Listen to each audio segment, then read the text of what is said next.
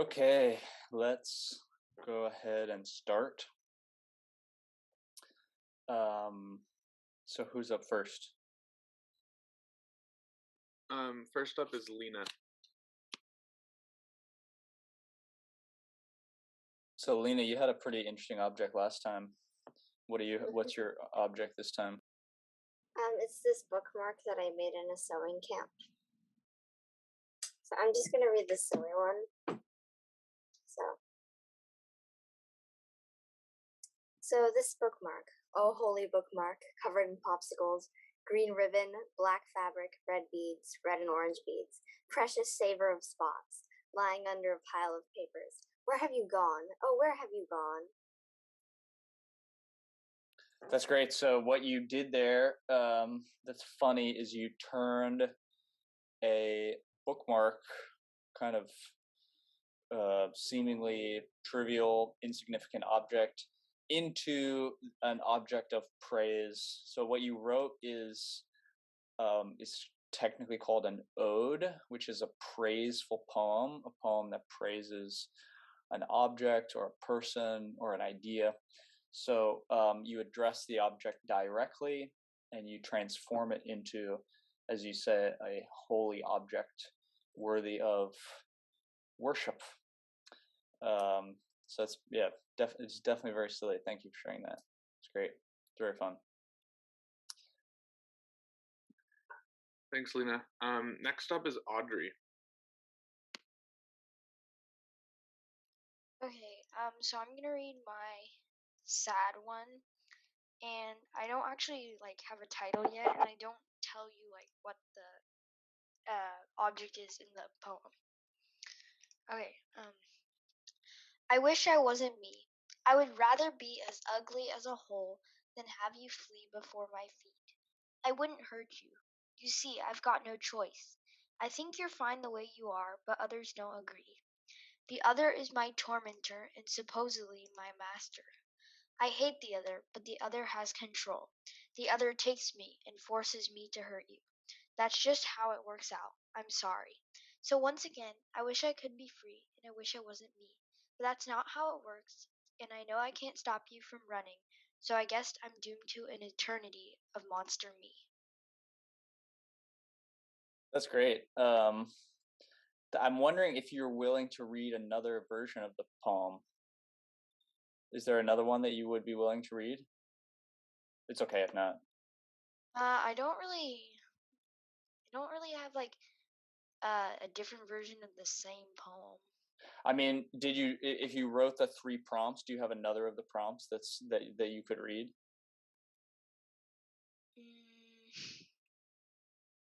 It's okay if you don't. I just thought it might be fun to kind of compare that poem to another one, to one of the other affects. Not really. Okay. Okay, first of all, yeah, some great lines in that poem. For example, the other is my tormentor. That does a great sounds, great images. One of the things that your poem does that's very interesting is, I mean, first of all, it doesn't name the object, and then it seems to take on the voice of the object. So you almost personify at least that's how I'm reading the poem now. I mean, this is partly why I wanted you to read one of the other prompts as well, is because I thought it might shed some light on the speaker of that poem. Because usually when we encounter poems about objects, the speaker of the poem is the one who is observing the object and not giving voice to the object. But your poem, as I understand it, seems to give voice to the object itself. So the object is, in other words, animated. The object is permitted to speak from its own, obviously engaged in some kind of dialogue. So the I of the poem is the object, and the you of the poem is the beholder of the object, or maybe it's the reverse of that, and the I is the beholder and the you is the object itself, and the you is being spoken to. So that in either case is very interesting, kind of back and forth, because there's a dialogue between I and you, and what's unclear is whether or not, like, which of those two figures is the object and which is the observer of the other. So yeah, that's very interesting. But it's also interesting that you have used the prompt as an opportunity to just write an independent poem, a poem that's very strange. I mean, if you had read that poem to us at the beginning of class, I would venture to guess that most of us wouldn't have said it was based on a prompt about an object. It's just like an independently very strange, interesting poem, especially with the address, the kind of direct address that it takes up.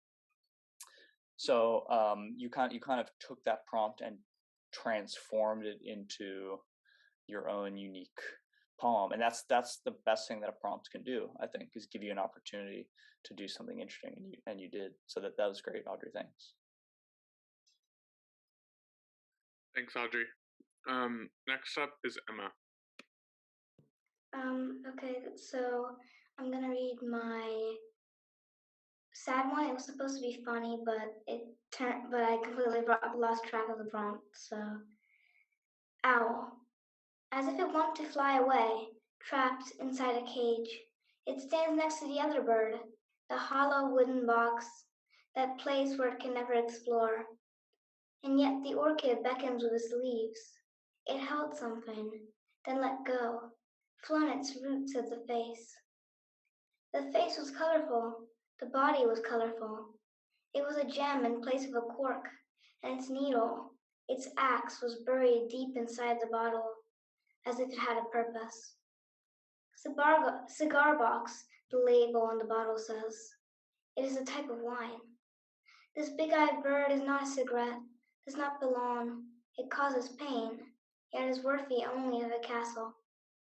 Everyone reaches for the pinned wings at once, revealing color in a single feather, falling, as everyone begins to squabble over their prize.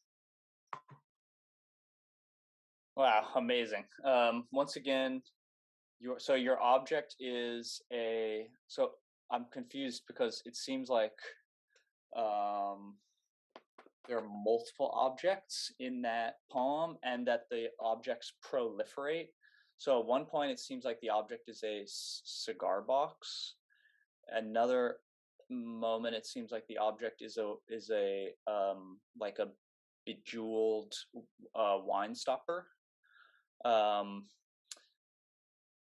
cage.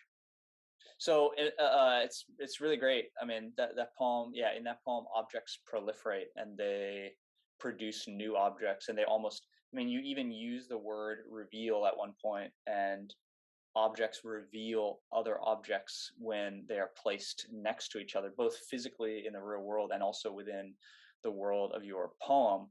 And I think that's one of your strengths as a poet. I think you are very good at getting objects, tangible, concrete objects, into your poems, which is really one of my favorite things that poems do. I love to see concrete things. I tend not to care for abstractions as much. For kind of like vague philosophical pronouncements, I tend to like really concrete, tangible things in poems, and that's something you're really good at. Do you know the poet Marianne Moore? Oh yeah, she's really great. Yeah, so you that poem that you just read kind of reminds me of some of Marianne Moore's poems. And actually, now that I think about it, in general, your poems remind me of her a little bit. And she, of course, is like obsessed with things and stuff. So her poems are just loaded with stuff. I mean, she was a collector of objects, and she was really obsessed with the encyclopedia. So she would like read the encyclopedia for information and inspiration for poems. So yeah, I love that poem. Like other poems of yours, it's very populated with strange things. All of them defamiliarized. All original. It's great. As if it had a purpose. It's a great line. As if it had a purpose. Yeah, I would say that's also a sad poem. The ending especially is kind of poignant. It has a poignancy to it, but also kind of humor. Squabbling. I mean, the ironic, frivolous squabbling. Okay, who's next? Thanks, Emma. Next up, Olivia is gonna put hers into the chat. A shaking mouse sitting on its pad, waiting, just waiting for the hand to move. Stops abstract shaking, yet the hand refuses, for it continues to tremor, radiating emotions, and on the screen lays a blank page, a letter of regret to one who is buried 6 feet deep. The mouse continues, it shakes under the hand, waiting to be clicked for the hand to press the send button so that the tears would end and the hand would stop. Wow. Wow. That's amazing. That's one of my favorite poems you've ever written, Olivia. So I'm assuming this is the sad version of the poem, and indeed it is quite sad. So this is a really brilliant poetic move that you make that I'm going to recommend to everyone else in this workshop. When you have an impulse to write a sad poem, since this is a sad poem, we'll use a sad poem as an example. The usual impulse that we have as writers is to go directly to the source. So if you were, for example, prompted for one reason or another to write a sad poem about someone who's sending a letter of regret to someone else, you would go straight to the source and you would talk about the person and you would talk about the letter. But what do you do in this poem, Olivia? You talk about the mouse.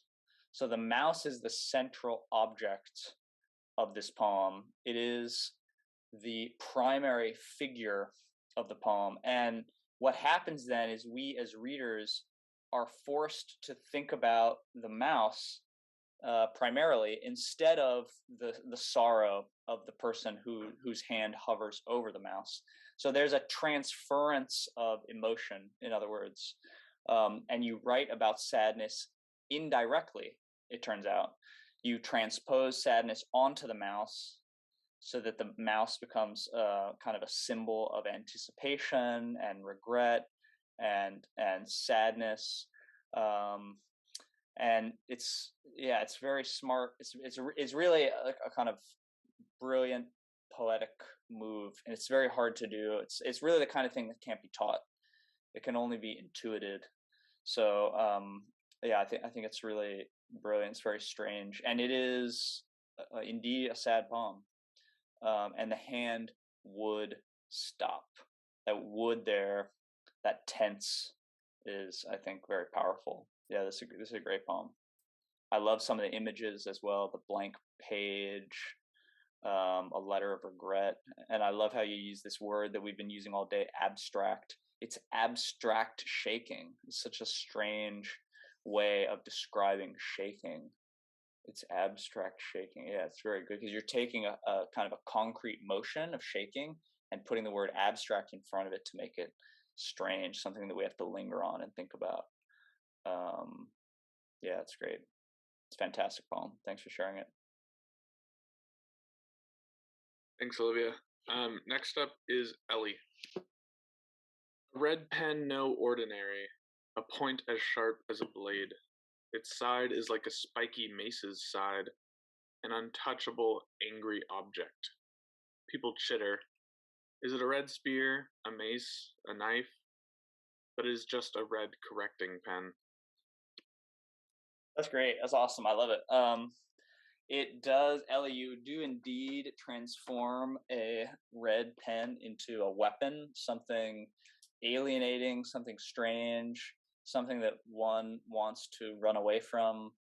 I love people chitter. That is so good. It's such a good line. There's also this thing that the poem does at the very end where it does take a turn. So you introduce the object, a red pen, and then we find out at the end of the poem that it's not just any pen, it's a correcting pen.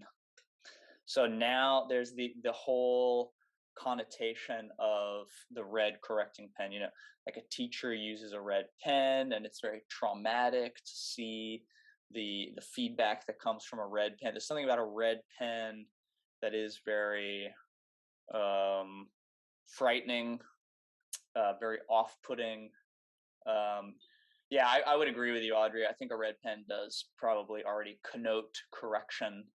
Um, yeah, this some, something like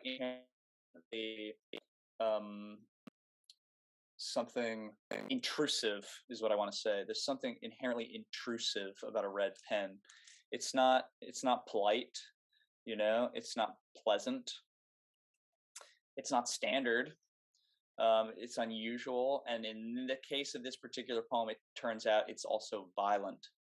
So you do a very good job of describing the experience of encountering writing in a red pen, and then the way you do that is you transform that feeling into the image of a weapon. It's really great, Ellie. Thanks. Thanks, Ellie. Next up is Ethan. So this is my funny poem. I tried to make it funny. Uh, so the other day, while I was singing in the tissue box, a great hand of a dangerous monster snatched me. I had no limbs. I had no help. Helpless, I was raised to the level of the nose of the wicked giant monster, and the monster cruelly put me to his reeking nostrils. A type of sticky, disgusting liquid stuck to my white, clean body, and just like that, the great tissue of the tissue box, was clean no more. It's great. That is very funny. No, I like it a lot. It's so what you do is you do something similar to Audrey, where you take the object and you personify it. And what you have done is created this entire little story. It's almost like an existential story. It has a kind of existential weight. It puts the speaker of the story, the tissue, in this position of helplessness, where he totally lacks any kind of agency. The duration of his life is already determined.